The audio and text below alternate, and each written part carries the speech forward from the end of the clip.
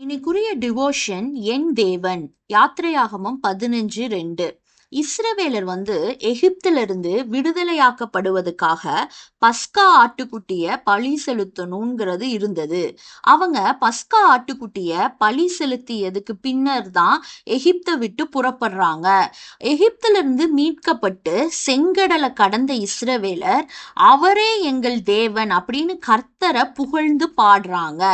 வேதத்துல என் தேவன் அப்படின்னு தேவனை உரிமை பாராட்டின 9 பேரை பற்றி நம்ம இன்னைக்கு பார்ப்போம்.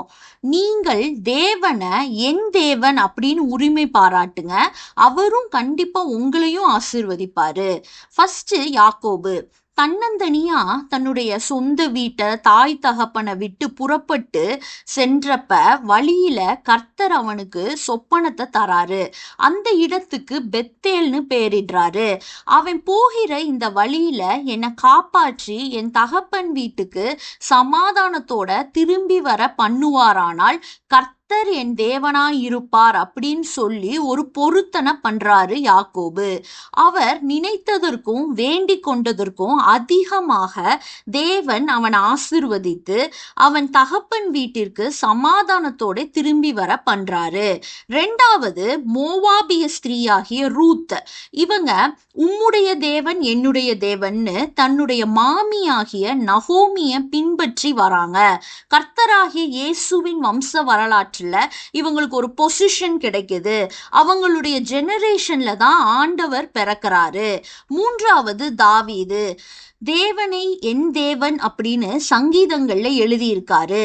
என் நெருக்கத்திலே என் தேவனை நோக்கி அபயமிட்டேன்னு சொல்றாரு. அதனால தேவன் தாவீதை தோல்வியை காணாத ஒரு வெற்றியுள்ள அரசனா இஸ்ரவேலுக்கு ஆசீர்வாதமான ஒரு அரசனா வச்சிருந்தாரு. நாலாவது கேரக்டர் தானியேல். தேவனுக்கும் மனுஷருக்கும் முன்பாக குற்றமற்றவனாக இருந்ததுனால சிங்க கெபியில போட்டப்பட்டாலும் சிங்கங்களால அவனை ஒண்ணுமே பண்ண முடியல. என் தேவன் அவருடைய தூதனை அனுப்பி அவைகளின் வாயை கட்டி போட்டார்னு வசனத்துல நம்ம படிக்கிறோம். 5 மீகா தீர்க்கதரிசி. மீகா 7:5-7 படிச்சு பார்த்தீங்கன்னா தெரியும். தனக்கு நம்பிக்கை வைக்க யாரும் இல்லாத சூழ்நிலையில என் ரட்சிப்பின் தேவனுக்கு காத்திருப்பேன்னு சொல்றாரு. என் தேவன் என்னை கேட்டருளுவார்னு சொல்லியிருக்காரு. ஆறாவது அப்போஸ்தலனாகிய பவுல். என் தேவன் என் குறைவை எல்லாம் கிறிஸ்து இயேசுவுக்குள் நிறைவாக்குவார்னு சொல்லியிருக்காரு. ஏழாவது நம்ம இயேசு கிறிஸ்து. ஆண்டவராகிய இயேசு கிறிஸ்து சர்வலோகத்தின் பாவங்களுக்காக சிலுவை மரணத்தை ஏற்றப்ப அவருடைய பிதாவின் முகம் அவருக்கு மறைக்கப்பட்டுச்சு. தமக்கு பிரியமான ஒரே பேரான குமாரனை பிதா ஒரு நிமிடம் கைவிட்டாரு.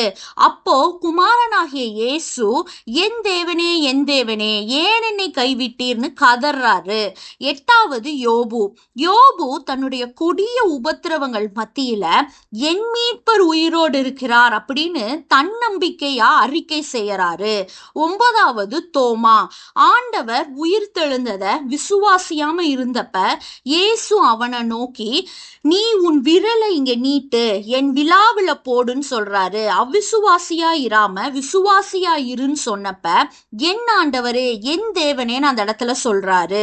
இதே மாதிரி என் தேவனே அப்படின்னு நம்மளும் உரிமை பாராட்டலாம். சிறு பிள்ளை தன் தகப்பனை நோக்கி அப்பான்னு கூப்பிடுறப்ப கட்டாயம் பதில் கொடுப்பாரு. உலகில நம்ம எல்லாரையும் அப்பான்னு சொல்லிட முடியாது. அந்த ஸ்பெஷல் ஃபீலிங் நம்ம தகப்பனை மட்டுமே அப்பான்னு சொல்ல முடியும். அப்படிதான் தேவனை ஏன் அப்பா அப்படின்னு நம்ம உரிமை பாராட்டுறப்ப நம்ம குறைவை எல்லாம் அவர் நிறைவாக்குவாரு, நம்மளை உயர்த்துவாரு, நம்மளை கைவிட மாட்டாரு. அவரை நம்ம முகமுகமா தரிசிக்கிற நாள்ல அவருடைய காயங்களை கண்டு என் ஆண்டவரே என் தேவனே நம்மளும் கூட அவரை இதே மாதிரி கட்டி தழுவி முத்தம் செய்யலாம். தேவனே உம்மை உரிமை பாராட்டி அழைக்க எங்களுக்கும் அந்த கிருபையை கொடுங்க. ஆமேன்.